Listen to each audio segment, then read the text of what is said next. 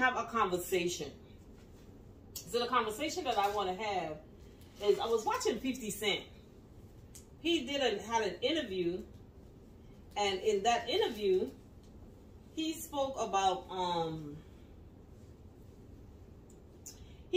why he doesn't wear designer clothes anymore. And for me, what I want to say,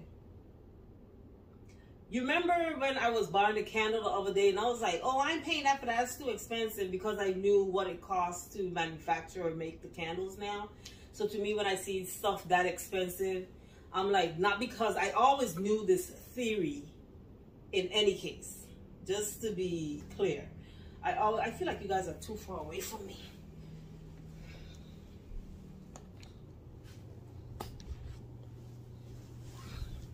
Let's get up and personal up in here. Okay, so I always felt like, I forgot what I was saying.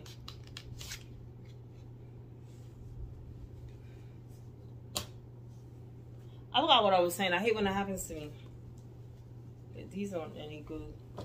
Oh, so remember when I was saying that I don't like that, I don't like the fact that, because I know how to make candles, because I know how to make candles, when I saw that price, I was saying that's too expensive, right? But I know that everybody have to make a profit. Now, the rule of thumb is normally times 3 or times 3.5, I think, is your markup. But when you have companies where their markup is 300%, that's like crazy to me, right? Now, I say that to say this. And in the design world, I don't know if most designers pay attention to this kind of stuff. And some of them are very flamboyant, so they don't. But I pay attention to this kind of stuff. On the design side, not because something is expensive, it is better. Okay? Let's draw for reference. You can find the same exact piece on, let's say, Wayfair. You know, Wayfair, for people who don't know, people think when you're shopping, you're buying it's just like Amazon. When people feel like when you're buying from Amazon, they be like, oh, Amazon this and Amazon that. You're not buying from Amazon. You're buying from vendors on Amazon. Vendors that are putting their products out there and they're selling them through Amazon. So the majority of the things that you get from Amazon is not Amazon brand. It's from vendors that is selling their stuff on Amazon, and Amazon is getting a profit from that, along with they're getting a profit from it. Okay? So, a lot of some of the, you know, things that you may find. Child, I'm trying to look sexy for y'all, but my bra won't let me be great. Thank you. Like, what's the problem? So, a lot of things that you may find on Amazon, you can go, like, say, into the Dollar Tree and you find the same exact product for $1.25. But say on Amazon, you're gonna pay like $18 for each. And when I compare the two products, they were exactly the same product. So not because something is expensive means it's better. And oh, this is what I was saying. So when it comes to Wayfair, Wayfair is not a brand. They don't have a branded furniture. They have vendors that sell through their platform. Okay, so that's why you have like the Joe's and Maine, the Prairie Gold. I don't want to pronounce it wrong. Even TOV, they sell on Wayfair now. Yeah. There's a lot of good brands. Like, I forgot this one bed that I found on Wayfair for one of my clients. It was one of those high-end, so-called high-end companies, like a Haverty's or one of those. But in any case, these are vendors selling on these platforms, right? And then I'm gonna show you guys, and I'm doing a video. You probably will see it before this one. You might see before this one, but if you have seen it before this one, I showed you a comparison of my coffee table.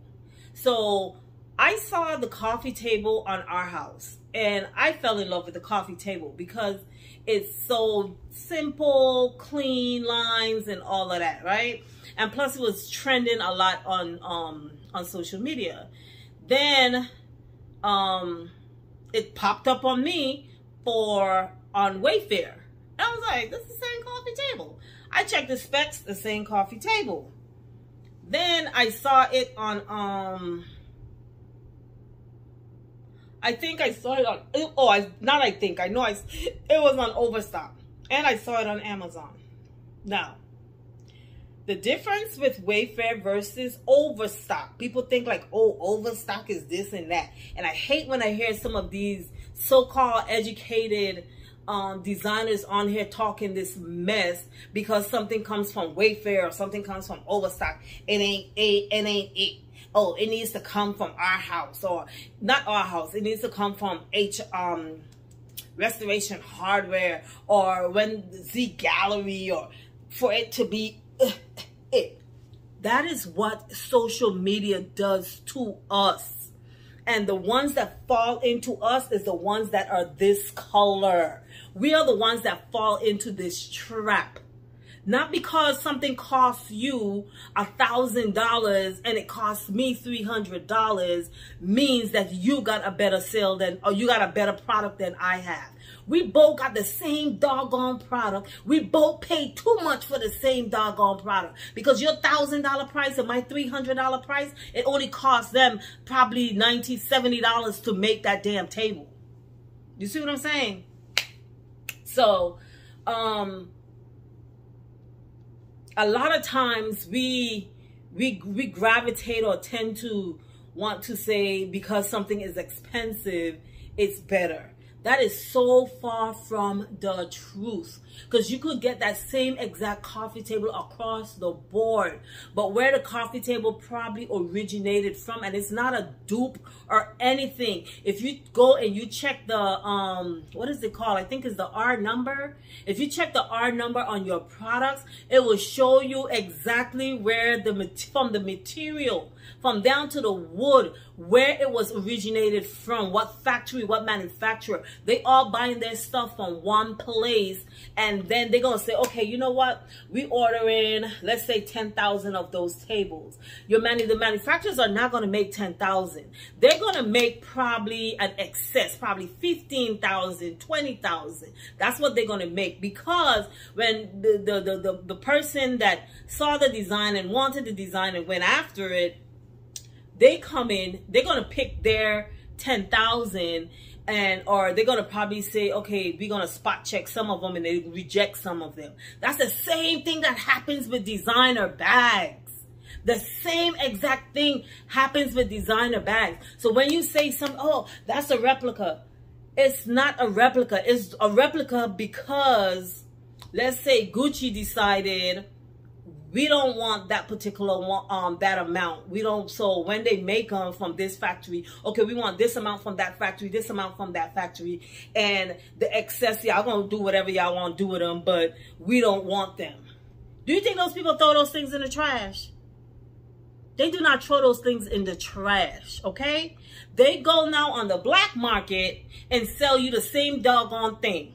I always tell people, when you buy, that's why I called my bags an addiction, okay? Because a bag is a bag. A bag is something that you can put your stuff in and it holds everything in one place for you. You can grab and you can go. That's what a bag is. That's the same thing I said about cars. Before I was lost. I call it lost. Me being lost. I've been found for years now. I felt like I had to have the best of the best when it came to a car, right?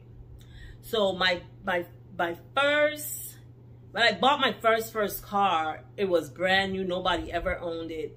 And that was the talk. Oh, nobody ever owned my car. My car brand new. Oh, I'm 19. I just bought me a car. Then I worked in the bank I was working in the banking system for 16 years. And I realized so much about cash, loans, and all that stuff. As soon as you drive that vehicle off of the lot, it has depreciated over $2,000 already. As soon as you drove it off the lot. I used to always say, I will never, ever buy a vehicle that costs more than my land. Not my house. Because the house that's sitting on the land costs more than the land. Just in case you didn't know that. The house that's sitting on the land is valued more than the land. So my land, I'm not buying a vehicle that costs more than the land. I used to always have that rule of thumb. I remember, like, if my car, my first, what you want to call it, my first name brand car was the Q45 Infiniti. Then after that, I went to the 550 Mercedes. Then I came to the States. So when I came to the States, I was like, yeah, I gotta get me a fancy car. I was up here with my mom when I decided I was gonna move to the States. I was gonna move back to the States because I grew up in the States. I grew up in New York. And I remember when Babe and I, like, I wanted to buy a car, but because I wasn't working, I couldn't afford to go, like, get like a loan or whatever. So we had to buy this car cash. And I remember him taking me to this lot. And he was like, pick any one of these cars. And I'm looking at them cars like, ain't nobody want no Chrysler. Like, ain't nobody want no Ford. Like, that was me, right? Stupid mentality, right? Immature mentality. And I end up walking out of there with a Chrysler, two-door Chrysler drop top is what I walked out with. Because that is what I could have afforded. I paid cash for it. So it was a good feeling to have a vehicle that you didn't owe anybody for, right? And then after that vehicle, I ended up feeling I've arrived, got my degree. Girl got her another bachelor's degree, and she about to start living this life. She needs herself a good car. I went and I got myself another Infiniti. And then after the Infiniti, I got me a BMW. And after... with the BMW, what happened with the BMW, I always wanted to try a Honda because I used to hear so many good things about Hondas. And I don't know if people notice, but if you go to any of these known rental companies, you will never see a Honda on their lots because Honda don't make their vehicles for rentals. So you will never see a Honda on the lot. I used to always want a Honda, but I was like, if I'm going to get me a Honda, I have to have two cars. Why? Because I'm looking down on a Honda. Well, it came to pass where a dare hit my car and totaled it. This was the BMW. Totaled the car. So after this happened, I'm like, I gotta get me back another BMW. I started looking at the prices to get back another BMW, and the prices were ridiculous for the features that I was looking for. Babe said, you're not getting no damn BMW. You're gonna get a Honda.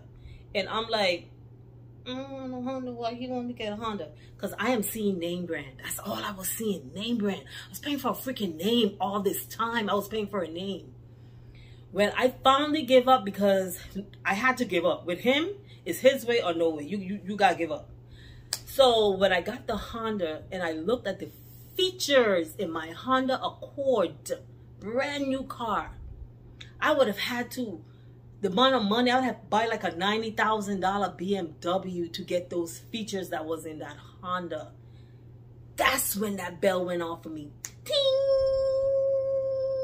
And it's going off all now. Ting! I don't need to be in a BMW. Those cars, all of them have 4 wheels. You're paying for a name. I am not saying that I will never go buy back another BMW. Right now, the dream car that I really want is the Mercedes Jeep, right? I'm not saying I won't go buy a BMW. I'm not saying that is far from what I am saying. What I'm saying is your motive behind buying these things should be right. Okay? Sometimes we come from a humble, or I don't want to say poor background. I prefer to say a more humbler background. So when we are able to acquire certain things, we run after the name brand things. Whereas we should be running after peace. We should be running after, enjoying life more. You cannot tell me because you have a BMW, you're enjoying life more. You cannot tell me because you have a Mercedes, you're enjoying life more. Because guess what? Every time you have to go change your tires, oil change, all this stuff, you'll be like, oh man, this costs a lot. Even though you may have a money, you still, because you came from humble beginnings and you know how hard it was to get to money, for you, that becomes, it's still going to look expensive. But I'm a person, I don't like cars giving me trouble. As soon as the car starts to give me trouble, I'm ready to change my car. Okay? So, I remember when I got the BMW, I was like, geez, the oil change on this, oil change cost me $80-something, sometimes $100-something, depends on what needs to be done. When I had to buy tires, BMWs, for people who don't know, at least my BMWs that I've had, they only use run flat tires. Run flat tires are expensive, okay? Expensive. So they're very much more expensive to maintain, but they still have the same four wheels that's taking you to the mall when you need to go to the mall. It's taking you where you got to go, the different places you have to go. I said about a pair of shoes. For me, I don't spend a lot of money on shoes per se, and I've never had like ton loads of shoes. Now, babe, he has a lot of freaking shoes. Let's not talk about his clothes. Like, I always tell him he has more clothes than me. He'd be like, no, I don't. No, I don't. I'm like, yeah, you do. But I always say I only have 2 feet. I have 2 feet. So why I need all these shoes? Let me tell you something. The reason why I call my bags having an addiction is not because I have the quantity of bags that I have. It's because of the type of bags that I have. I know that is from the pit of hell, okay? Because it's a bag. Why does it have to be Louis Vuitton? Why does it have to be Gucci? Why does it have to be Fendi? Why? What I started doing is I used to refuse to buy a Louis Vuitton bag. And let me tell you why I used to refuse to buy a Louis Vuitton bag. Because I have never seen over all these years. My first Louis Vuitton bag was the Neverfull when they came out back in the early 2000s is when that bag came out. And I had me the big, large one. And I remember looking, and no matter where I go, no matter where I travel to, I would never see Louis Vuitton have a sale, a clearance, or nothing. I feel you don't just have sale to get rid of your product, but so you have sale to appreciate your customers as well. I have never seen Louis Vuitton have a sale. Nowhere. I have been in Paris, Dubai, you name it. I've never seen Louis Vuitton have a sale. Now, I say that to say this. I used to refuse. I was boycotting Louis Vuitton for years. But I decided my Neverfull that I had, my daughters end up turning that bag when we moved back to the States. They end up turning it into a school bag. And I used to say, you know what? I want me another big bag. But because I was refusing to buy the Louis Vuitton, the Gucci's, and all of that, I got addicted to, not addicted. I decided if I want to buy me a really nice bag or what we would perceive to be a nice bag, I'll do Coach. When you look at Coach, Coach is not as expensive as the others, but the quality of a Coach bag compared to a Gucci bag, a Coach bag would outlast a Gucci bag any day. But because it's Gucci, it's because of who in society was promoting Gucci. It's because of just that word, the way we have made it, perceive it to be. people gravitate and run behind of that and think that Coach is like, oh no, Coach, yeah, if I want a cheaper bag, I'll get Coach. What the hell does that mean? If I want a cheaper bag, I'll get Coach. What does that mean? Because you have a Gucci bag, because you have a Louis Vuitton bag, what better is your life? You know what I'm saying? We should be seeking peace in life, not these materialistic things. It's like we're gaining the whole world and we're losing our souls. Because at the end of the day, you still have all this shit going on around you that is making you sad every day, but yet you have all these things. And that's what I said to myself. That's when I started to say, you know what? When I realized, when Babe told me, but he said, if I see one more bag come in this house, that's the day. I was like, afterwards, I was like, he always got something to say. I remember sitting that night, laying in the bed, and I said to myself, Judith, you have a lot of bags, and you just ordered another one.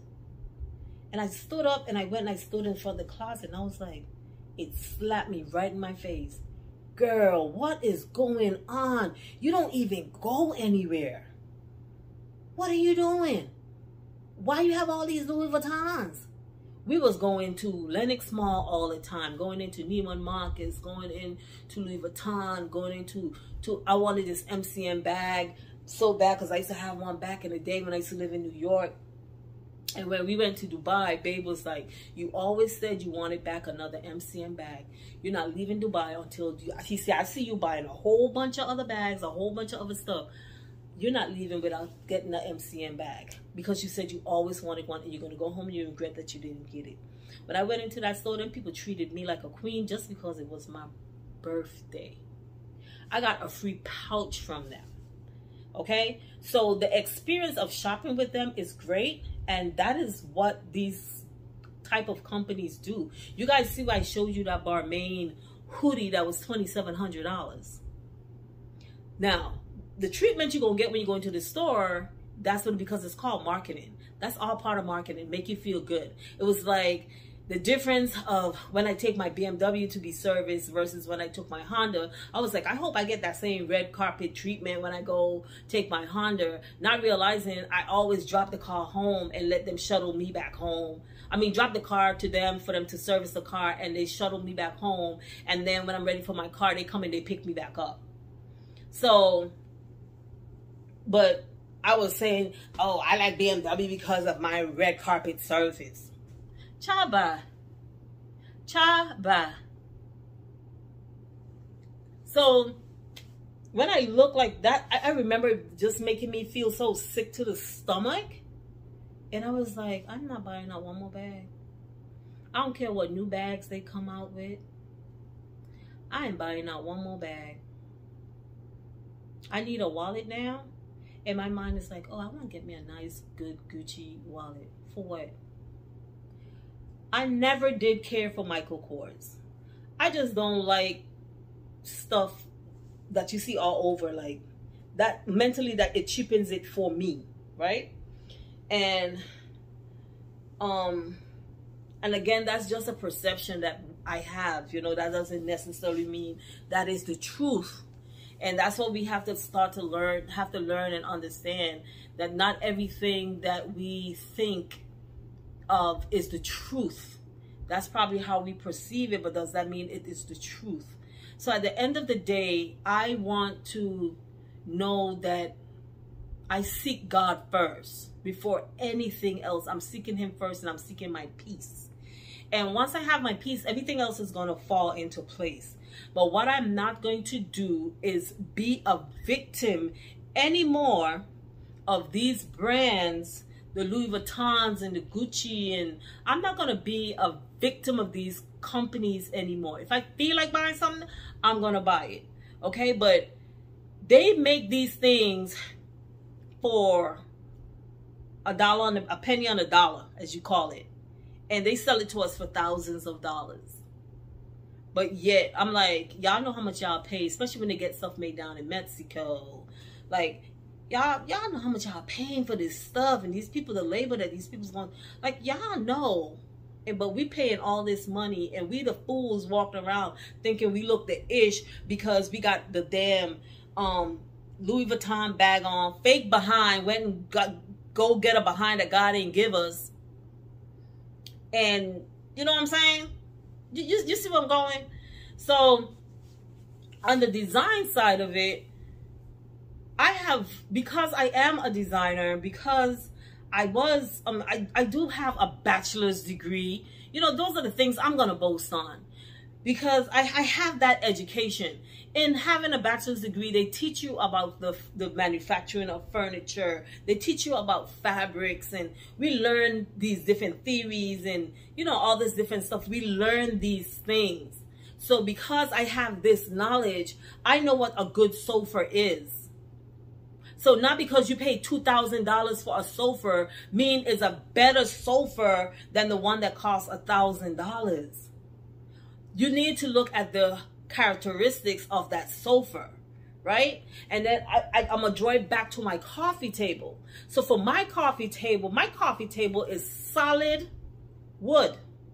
The coffee table from our house, you're not sure if it's solid wood. I know what I'm getting when I make my products. That's why I make a lot of stuff myself. And I have always been like that, because in my country, it's hard to get certain things. So I was always pushed to make it, like I'll have this vision, but it's like you can go nowhere on the island and find it. And I also DIY a lot of stuff, because a lot of people, when they hear the voice of a woman and you asking for prices of stuff, they carry up the price because it's a woman. Don't do me that. I know how much it costs to do stuff. You can't tell me you're going to charge me $20-something a square foot to put some tiles in my house when I'm getting bids every day for like $7, $8 a square foot to put it in a commercial property. Like, you don't, what you're saying don't make no sense to me. Make it make sense. When I am making a purchase, that purchase has to make sense when it comes to me with furniture, with, you know, buying anything in my home. You know, I believe in having patience to get what you want, if that makes any sense. I like my stuff to be customized, so that's why I make a lot of my stuff. But I'm saying that to say, not because something is more expensive means it's better. Now, you guys gonna see on the video how I went on about my coffee table, why I did what I did with it, and the different options I have with it, and why I love that table. It's because I got this idea in my head and this bell went off, bing! Just like it has been going off crazy in my head for my powder room. When I'm finished with that powder room, okay, y'all gonna be like, yeah, I see what she's talking about. When you get ideas in your head, if you write them down, create a mood board and follow that mood board, and you know what I'm saying, create that mood that you're looking for, and then turn everything into what you want it to be. So back to 50 cents, and I'm gonna end it right here, because child, I've been talking and I ain't do no clothes. So back to 50 cents. His comment where he said when he put on that white tee, he is 50 Cent wearing it. So that's why it's being sold. Because we gonna go like, ah, man, I saw 50 Cent in this, so I'm wearing, or I saw Cardi B wearing this, so I'm wearing it, or I saw Rihanna wearing this, because you saw them doing it, you doing it. So if they jump off a roof, you're gonna jump too? Some of these people are miserable as hell, but we out here running helter-skelter behind them, grabbing onto their skirts, trying to hold on to idol gods know what, like, because they're doing something, we want to do it too. Like, guys, come on. The only person we supposed to be running helter-skelter is behind God, like finding him, seeking him, and then using your spirit of discernment, because he gave all of us spirit of discernment, okay? So one thing I don't do, and I would never sit on my platform and do, is bash any man of God, because the Bible speaks wicked about that. But what I would say to you is use the spirit of discernment that God gave you and the common sense that he gave you to know if the information that you are receiving is information that you want to hear, or is information that is the truth about the word of God. Because we like to apply what we want to apply because it's comfortable for us. But how about those things that are not comfortable?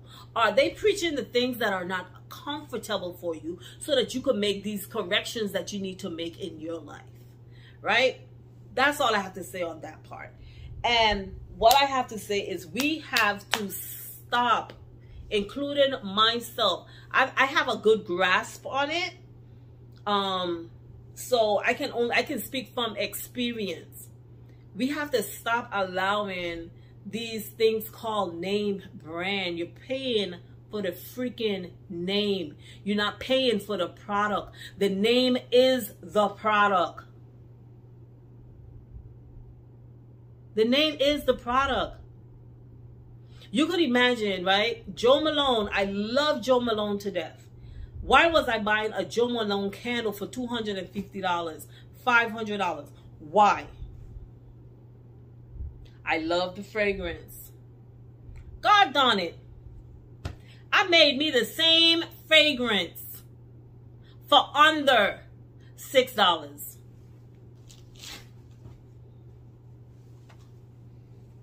On that note, I will see you guys on another video. Okay? I will see you guys on another video. I'm going to give you guys 2 uploads because this was not the intention of this video for me to sit down here and have this conversation like this. But I thought I would have been folding my stuff while having a conversation. But I see that has not happened. Okay? So, we're going to call this a chit-chat video. And maybe I will end this video right here and continue with what I was doing here. How about that? Okay? Yeah, let's do that. So guys, thank you guys for watching. Thank you guys for listening. I hope that I taught you guys something. I hope that something resonated with you guys. And if it did, please leave me a comment down in the description. Let's chat it up. Let us guys start to think about what we as this shade of a people is doing. Let's think about what we is doing. We should be spending more time on home, family, love, loving our neighbor, loving ourselves, and loving Christ. That is what we should be spending our time thinking about, indulging on versus these materialistic things out here in this world that we're going to die and go leave. When you die, you're going to go leave it. Don't be like that man that said, oh, when I die, I want you, I'll put all my money. That was his will. And his wife wrote a check for all his money and put it in the grave. Go cash it, boo.